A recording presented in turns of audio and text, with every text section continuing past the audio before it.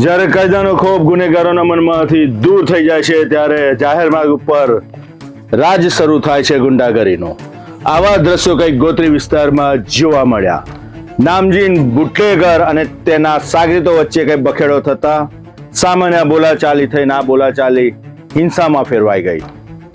ત્યારબાદ જાહેર માર્ગ ઉપર ઘાતક હથિયારોનું પ્રદર્શન થયું. જાહેરમાં મારામારી થઈ, ગાડાગાડી થઈને વરવા દ્રશ્યો ઊભા થયા.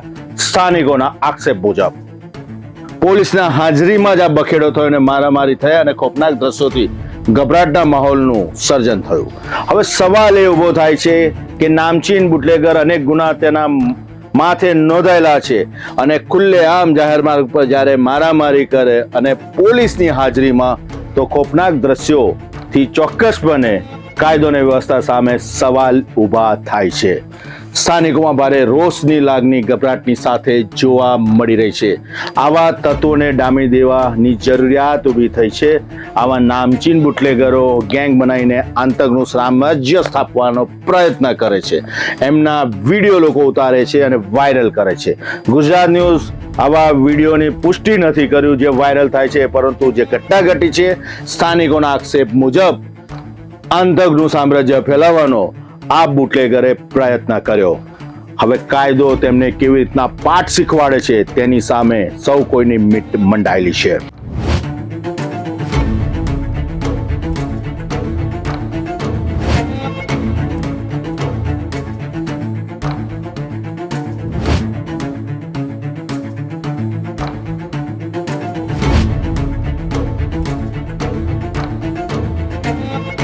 વડોદરા શહેરના ગોત્રી વિસ્તારમાં આવેલા વુડાના મકાનો પાસે સામાન્ય બોલાચાલીથી શરૂ થયેલો વિવાદ થોડા જ સમયમાં હિંસક અથડામણમાં ફેરવાઈ ગયો.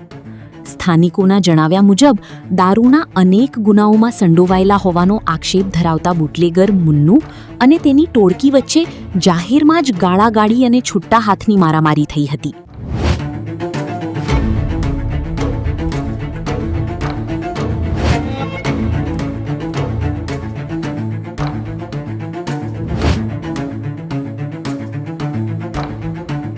પોલીસ હાજર હતી તો આ તત્વો આટલા બેફામ કેવી રીતના બન્યા? સ્થાનિકોના આક્ષેપ મુજબ ઘાતક હથિયારો લહેરાવવામાં આવ્યા, જેના કારણે સમગ્ર વિસ્તારની અંદર ખોફનાક દ્રશ્યો ઊભા થયા અને ગભરાટનું વાતાવરણ સર્જાયું હતું. લોકોમાં એક ડર પેદા થયો. પોલીસની હાજરીમાં મારામારીના દ્રશ્યો સુદ્ધા જોવા મળ્યા. લોકોએ પોતાના મોબાઈલની અંદર આ દ્રશ્યો ખંડારી અને વાયરલ કરી દીધા.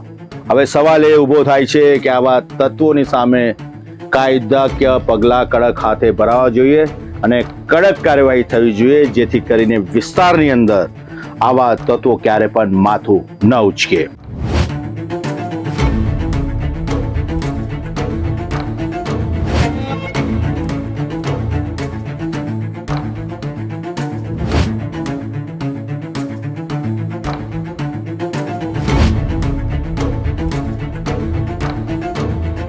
સ્થાનિક રહીશોના જણાવ્યા મુજબ ઘટના સમયે પોલીસ પણ ત્યાં હાજર હતી.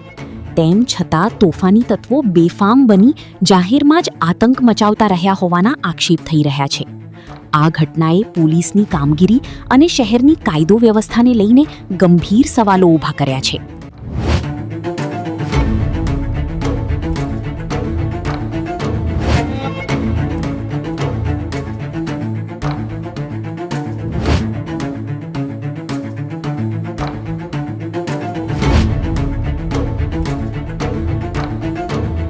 વાયરલ થયેલા વિડીયો સૌ કોઈની પાસે પહોંચી ગયા તો પોલીસ પાસે પણ પહોંચ્યા હશે ને પોલીસ એક્શન મોડમાં જોવા મળશે ને પોલીસ હવે કાર્યવાહી કરશે. સૌ કોઈની મીટ મંડાયેલી છે.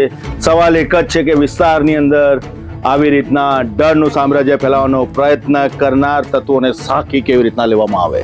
આવા તત્વોએ જાહેરમાં જ્યારે મારામારી, ગાળાગાળી અને ઘાતક હથિયારો લહેરાવવાનો પ્રયત્ન કર્યો તો આવા તત્વો સામે હવે કાયદો કડક હાથે કાર્યવાહી કરે.